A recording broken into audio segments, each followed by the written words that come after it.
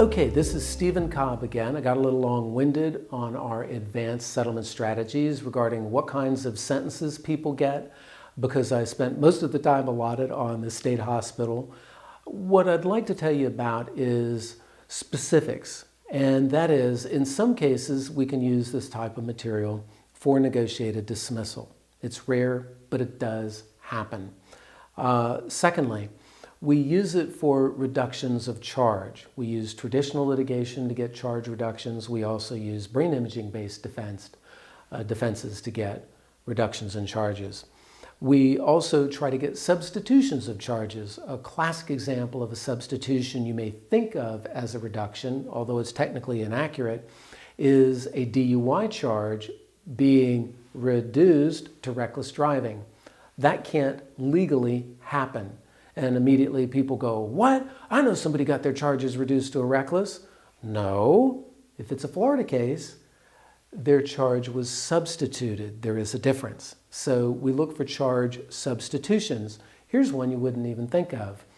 Imagine that a 18-year-old high school student who's a legal adult has sex with his girlfriend who is 15 years, 11 months old. I actually had a case like this more than once. And what happens is stepdad or dad finds out about it, the girl's father or stepfather is angry, arranges to have the high school student who's of legal age, who's 18, prosecuted. The girl is under 16. By the way, the girl is never prosecuted. You need to know that right off the bat. Under principal theory, she should be, but she is never prosecuted. And what ends up happening is the guy is always prosecuted.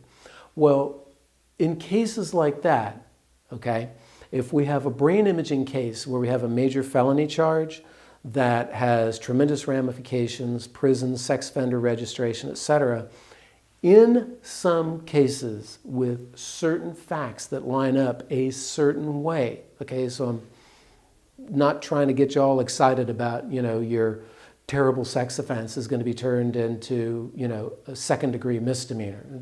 Not talking about that. But in one of those cases I was describing, the sexual battery charge was not filed as sexual battery because she had clearly consented. It was filed as lewd or lascivious molestation, okay? Even though it was consensual sex, because she was 1 month away from her birthday. True story. Multiple times over. You'd be amazed at how often that happens. Quite often. Your tax dollars at work. But be that as it may, how we helped fix that was the sex offense charge, with the agreement of the state, was substituted with another charge of aggravated assault. Now, it's still a felony, does not carry sex offender registration. We were able to obtain a withholding of the adjudication of guilt. What the heck is that? There was no felony conviction, and because there was no felony conviction, the young man served his probationary sentence, all 3 years, paid all the monies that were owed, did everything he was asked to do. Probation terminated. We were able to get his record completely expunged. He later went to a local university, got a 4-year degree, and now he's gainfully employed, thinking about starting his own business. His life could have been totally destroyed, but we were able to get a substituted charge. Now, with brain imaging cases, quite often, that's what we're looking for, is a substitution of charge or a reduction of charge from a felony to a misdemeanor or a reduction of number of counts. Then from there, if possible, we want to eliminate incarceration. Why? Is it because we have some, objection as defense lawyers to incarceration because we think it's cruel? Well, of course we do. But the judge hears that all the time.